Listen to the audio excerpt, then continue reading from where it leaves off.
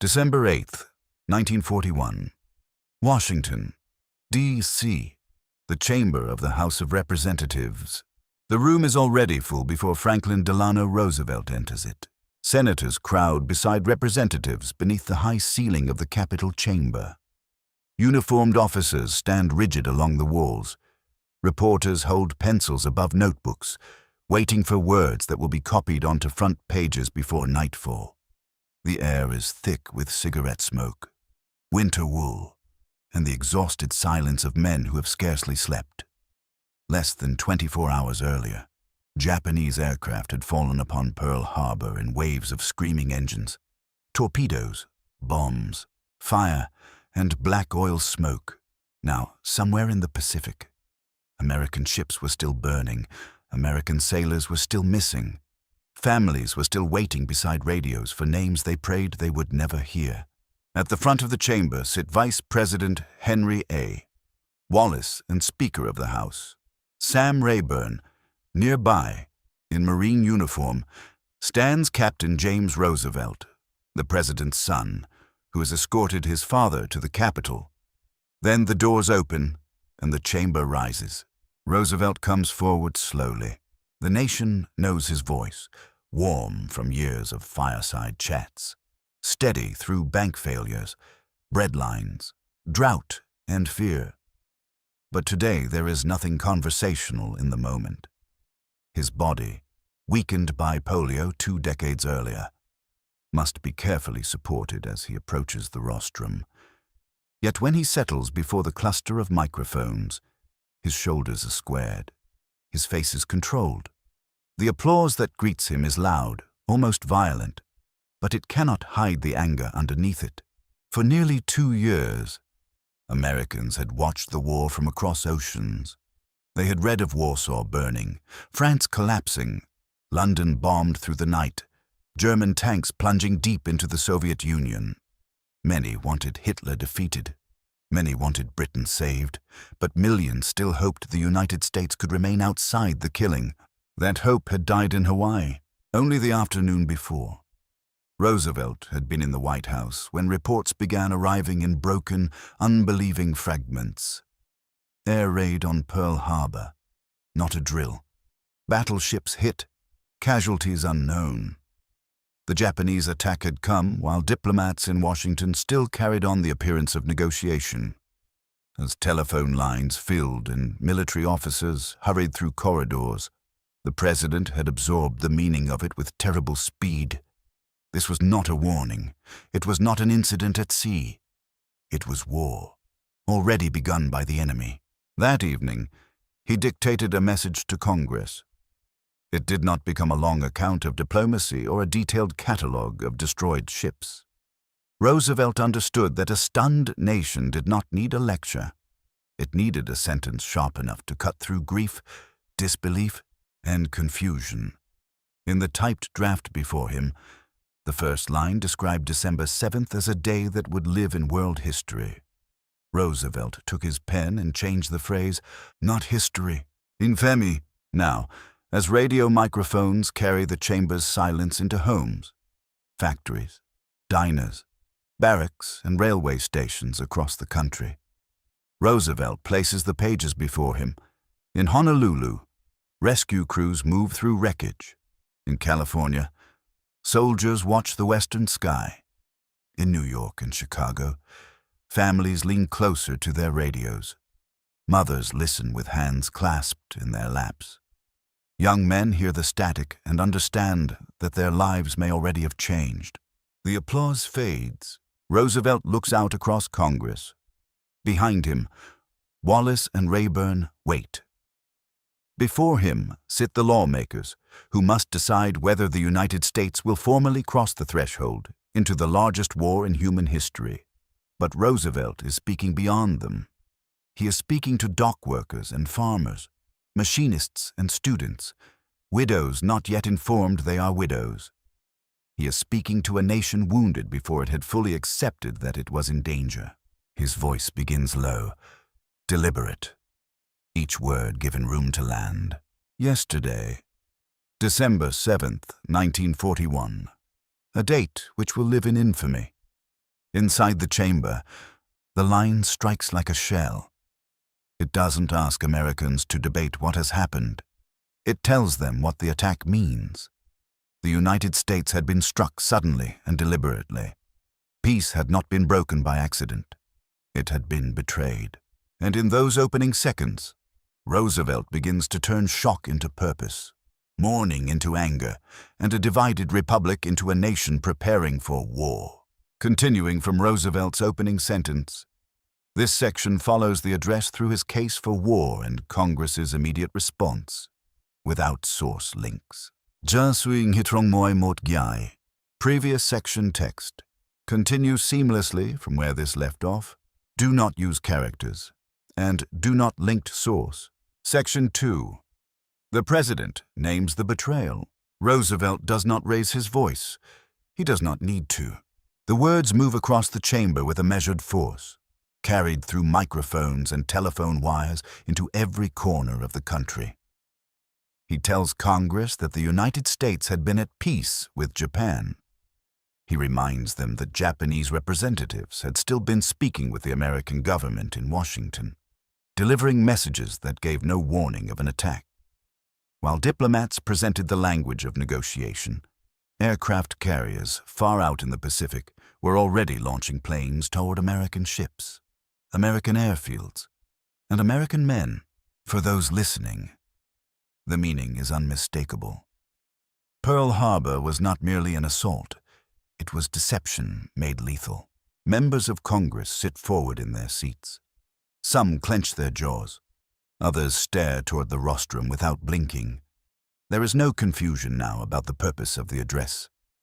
Roosevelt is laying out a case that requires no argument, only recognition. A nation had been attacked while it believed talks were still underway.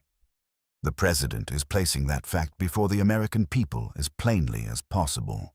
The attack yesterday on the Hawaiian Islands has caused severe damage to American naval and military forces, he says. The chamber listens. I regret to tell you that very many American lives have been lost.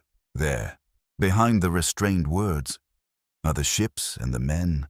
The battleship Arizona, torn open by a bomb that ignited her forward magazines, disappearing into smoke and flame with hundreds trapped aboard.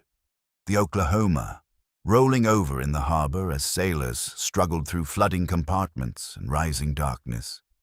The airfields at Hickam, Wheeler, and Ford Island, where American aircraft had been smashed on the ground before many pilots could climb into their cockpits. The water at Pearl Harbor stained with fuel, wreckage, and the bodies of men who had awakened on a Sunday morning expecting routine duty. Roosevelt does not describe every explosion. The listeners can imagine enough. Then he widens the map. During the same hours, Japanese forces had struck beyond Hawaii, Malaya, Hong Kong, Guam, the Philippine Islands, Wake Island, Midway. To Americans hearing these names over the radio, the attack suddenly becomes larger than the shattered battleships in one harbor.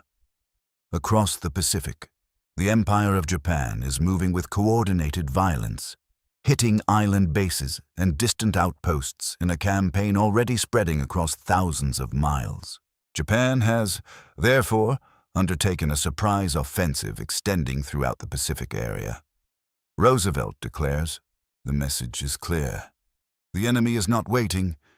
Japan is advancing. In the galleries, spectators watch him carefully. His hands hold the pages steady.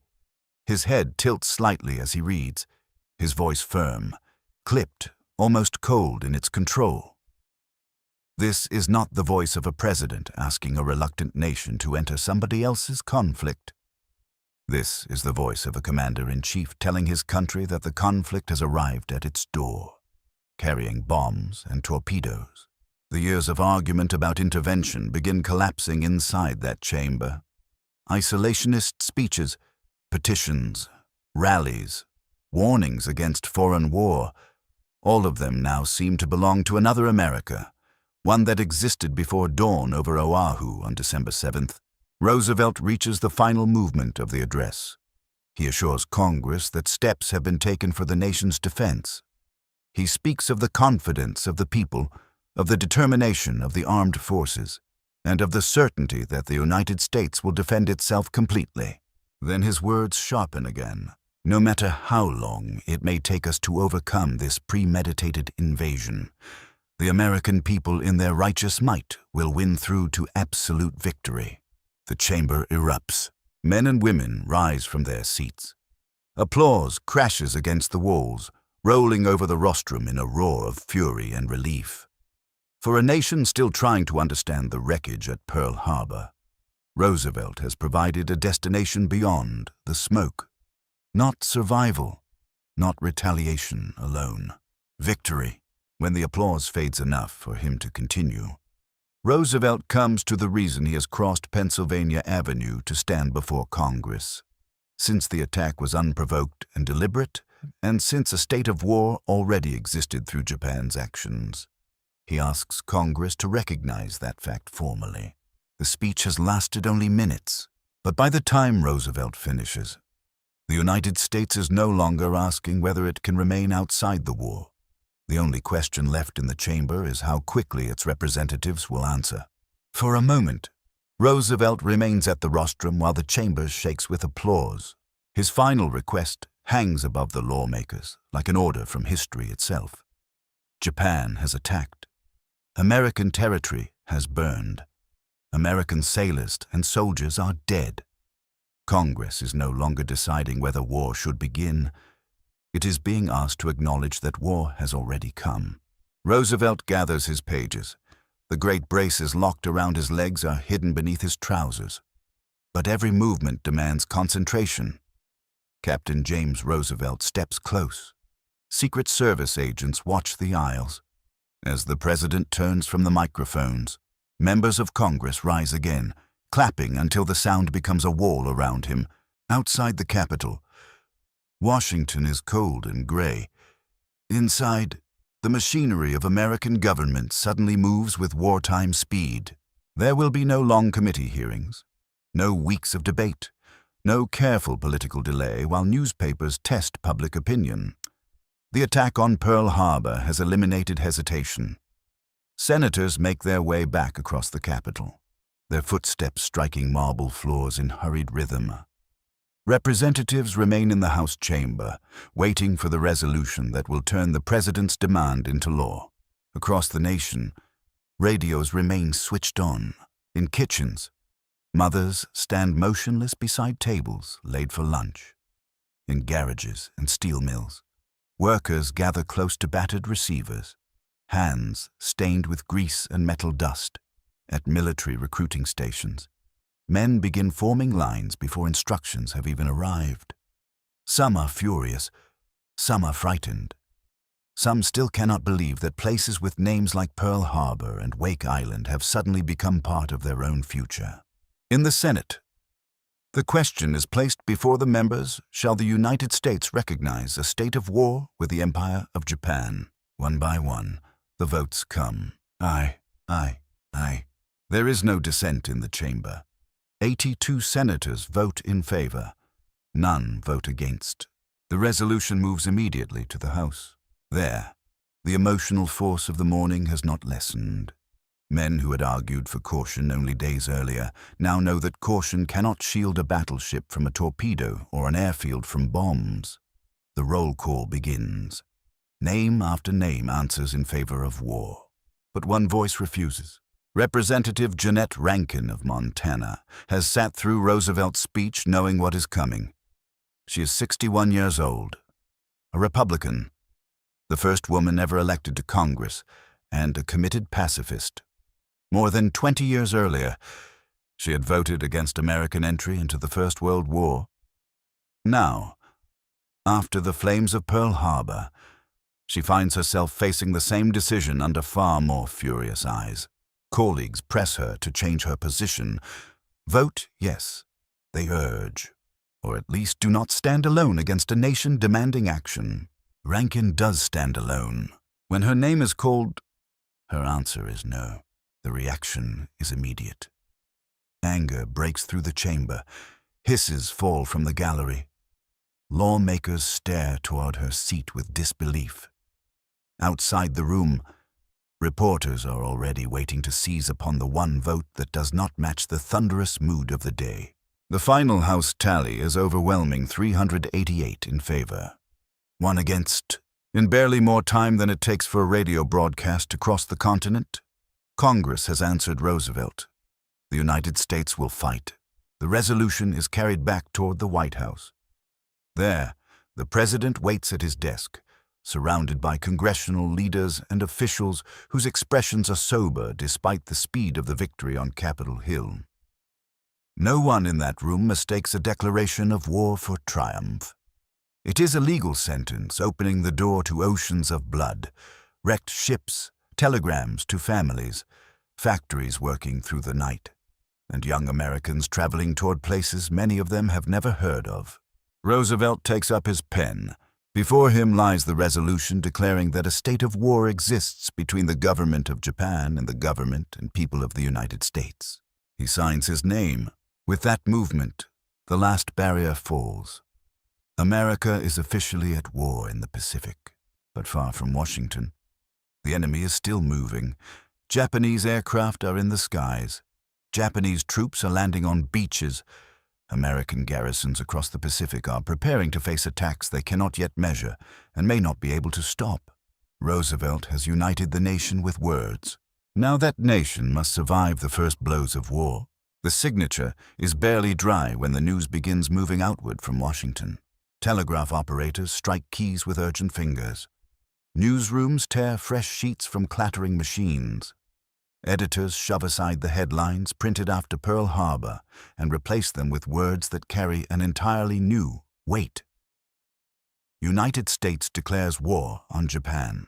In city streets, strangers stop beneath newspaper office windows to read bulletins posted behind glass.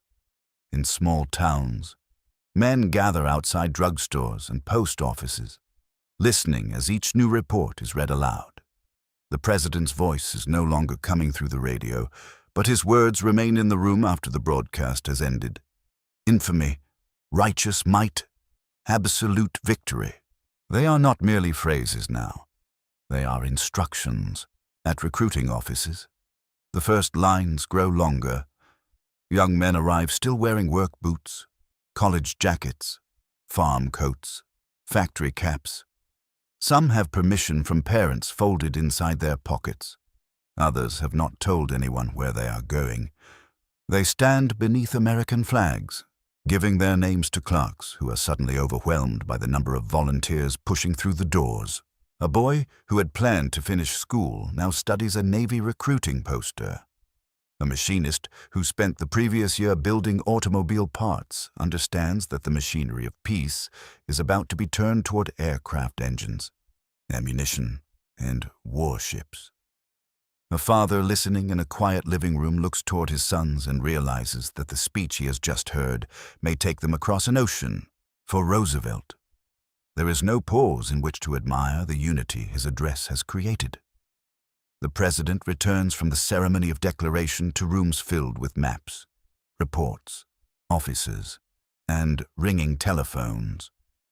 Pearl Harbor has wounded the Pacific Fleet, but the danger is spreading far beyond Hawaii, across the international date line.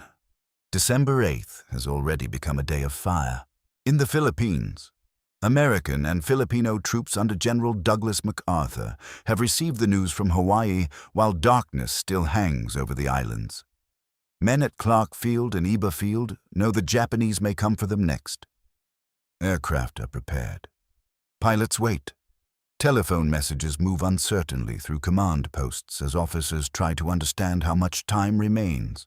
Then, high above Luzon, formations of Japanese bombers appear. Their engines gather into a distant rumble, then a pounding roar. Bombs begin falling across Clark Field. Hangars burst apart. Fuel burns.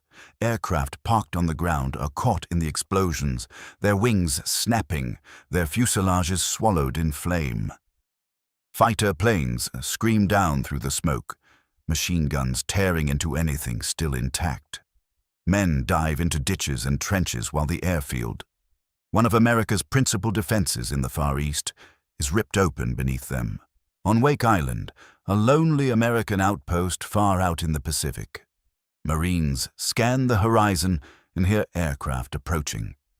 Bombs smash into installations and aircraft.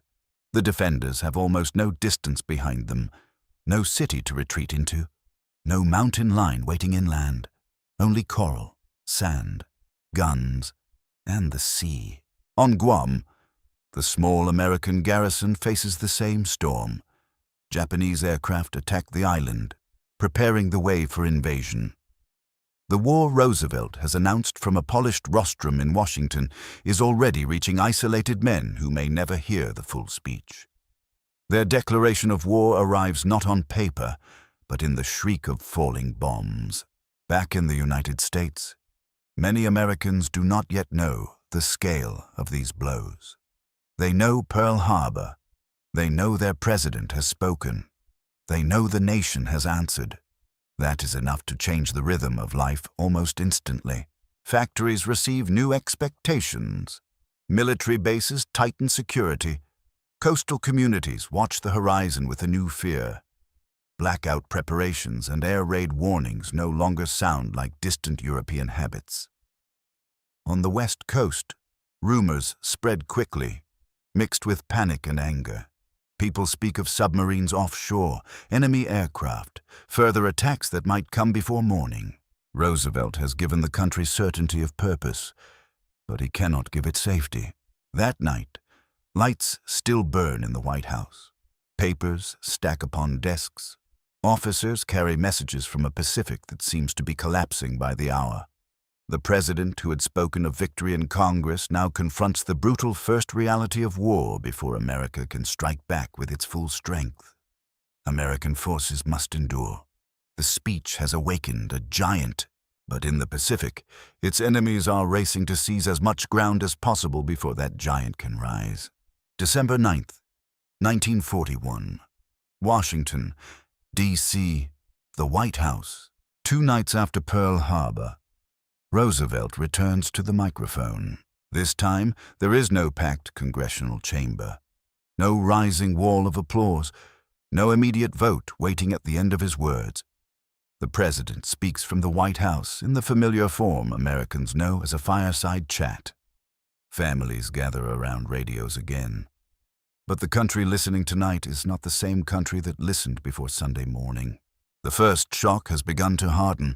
Roosevelt knows what many Americans desperately want to hear. They want news that the Pacific Fleet remains powerful. They want assurance that American aircraft are striking back. They want to believe that Pearl Harbor was the worst moment, and that everything from here forward will be revenge and recovery. He cannot give them that comfort. The president warns that hard days are coming. The reports from across the Pacific are grim. American positions are under attack. Ships have been lost. Aircraft have been destroyed. More lives will be lost before victory can be won. His purpose is not to weaken morale, but to make it durable. A people prepared only for cheering crowds and quick victories will break under bad news. A people told the truth can steel themselves for what lies ahead. Roosevelt reminds them that the attack did not spring from nowhere. Japan is part of a larger threat, joined to Germany and Italy in a campaign of conquest. Even as American anger is fixed on Japanese aircraft over Pearl Harbor, Adolf Hitler's armies dominate much of Europe. Benito Mussolini's forces remain aligned with them, so the United States cannot defend itself by watching only the Pacific. In workshops and kitchens, Americans listen as the shape of the conflict expands before them.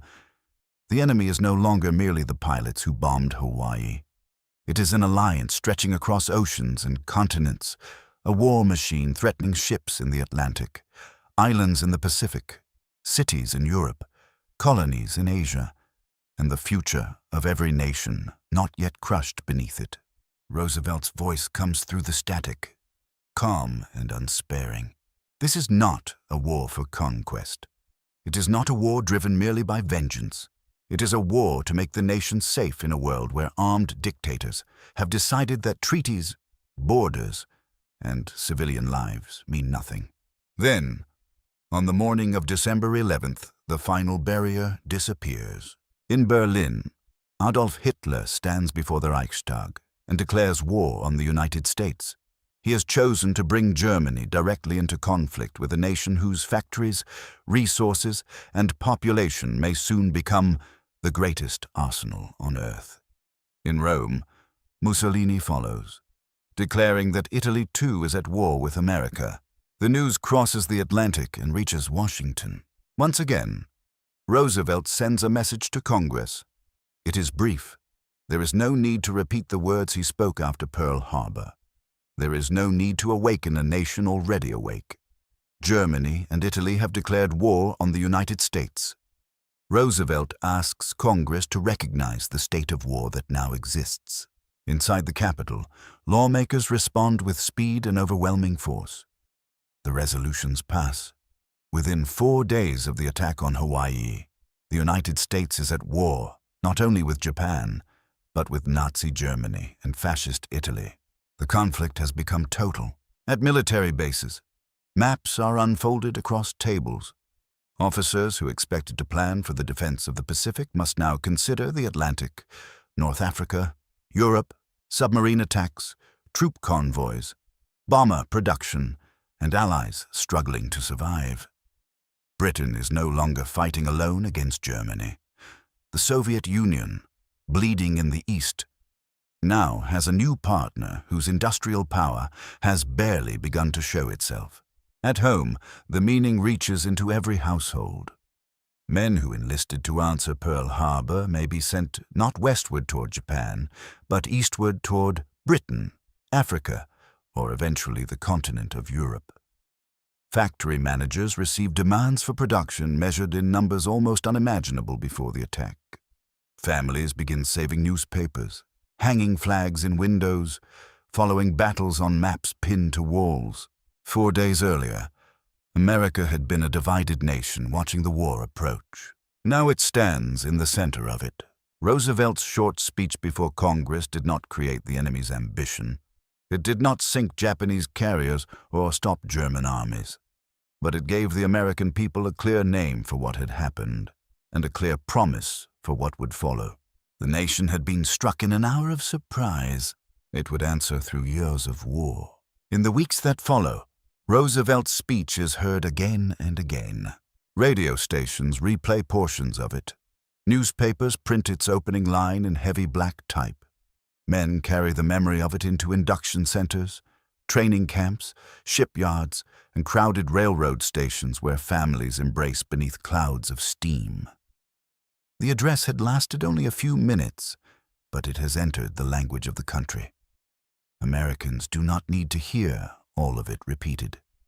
They need only the phrase that now gives a name to their wound, a date which will live in infamy. At Pearl Harbor, the wreckage remains. Salvage crews descend into oily water around capsized and sunken ships. Welders cut into twisted steel. Divers move through darkness where sailors had been trapped below decks. On the shattered hull of the Arizona, the dead remain entombed beneath the harbor. Smoke no longer rises as it did during the attack. But the physical evidence of the disaster cannot be hidden. Every burned bulkhead and broken gun mount stands as proof of the morning that had forced America into war. Yet beyond the harbor, the nation begins transforming at a speed few enemies have anticipated. Shipyards thunder day and night. Keels are laid for destroyers, carriers, transports, and landing craft. Aircraft factories expand their assembly lines until fighters and bombers roll out in numbers that seem impossible by the standards of the old peacetime military. Automobile plants prepare to build engines, trucks, tanks, and weapons. Steel mills burn through the darkness. Workers crowd through factory gates in shifts that never seem to end. Women step into industrial jobs once closed to them, handling riveting guns, machine tools, welding torches, and inspection gauges. Men from farms, offices, mines, classrooms, and city streets trade civilian clothing for uniforms. Black Americans enter factories and the armed forces while still confronting segregation and discrimination within the country they are preparing to defend. Japanese Americans, many of them citizens, face suspicion and, soon, forced removal and incarceration by the government itself. Even in unity, America carries its injustices into war. Roosevelt understands that victory will demand more than anger. The anger of December 8th can bring men to recruiting stations. It can fill a chamber with applause. It can produce a nearly unanimous declaration of war. But anger alone cannot guide convoys through U-boat waters, hold desperate positions in the Philippines, build thousands of aircraft, or sustain families through years of casualty lists. The purpose must endure after the first fury fades. Throughout the war, Roosevelt returns again and again to the themes he set before Congress on the morning after Pearl Harbor. The attack had been deliberate. The danger was real, the struggle would be long, and the American people could prevail only through determination and sacrifice. His words become part of the enormous effort that carries the nation from the wreckage of battleships in Hawaii to distant battlefields across the world. But before victory comes, there is catastrophe. In the Philippines, American and Filipino defenders are driven back onto the Bataan Peninsula, hungry, sick, and exhausted beneath Japanese attack. Wake Island falls after a courageous defense. Guam is captured. Across the Pacific, the opening months of war belong largely to Japan. Young Americans who heard Roosevelt promise victory discover that the road toward it begins in retreat, captivity, and death. Then the direction slowly changes. American carriers strike back in the Coral Sea. At Midway, aircraft launched from pitching flight decks find Japanese carriers and set them ablaze, breaking the momentum of the enemy fleet that had attacked Pearl Harbor. Marines land on Guadalcanal and fight through jungle, rain, disease, and relentless attacks. Across North Africa, Sicily, Italy, France, and Germany. Other Americans fight a second vast campaign against the European Axis. The nation that listened in shock on December 8th becomes a nation of soldiers, sailors, airmen, marines, nurses, factory workers, farmers, code breakers, and families waiting at home. Roosevelt does not live to see the final victory he promised. On April 12, 1945, with American armies deep inside Germany and American forces pressing toward Japan, the president dies at Warm Springs, Georgia. The news stuns the country once again. For more than 12 years, his voice had reached into American homes during Depression and war. Now another president, Harry S. Truman, must carry the burden to its end. Germany surrenders in May. Japan surrenders in August, after years of savage fighting in the Pacific and the atomic bombings of Hiroshima and Nagasaki. The war is over, but the moment when America entered, it remains fixed in memory. Not only because Japanese bombs fell upon Pearl Harbor, or because Congress voted for war, or because Roosevelt signed the Declaration at his desk. It remains because of what he did with the nation's darkest morning. On December 8, 1941, Roosevelt stood before a wounded republic and refused to let it drown in shock. He gave the attack a moral meaning. He gave the people a common purpose. He told them that the blow had been deliberate, that the fight would be hard, and that victory was possible. For millions of Americans, the war began with burning ships in a distant harbor. But it became their war when a president faced the microphones, looked into the anger and fear of his country, and spoke the sentence America would never forget.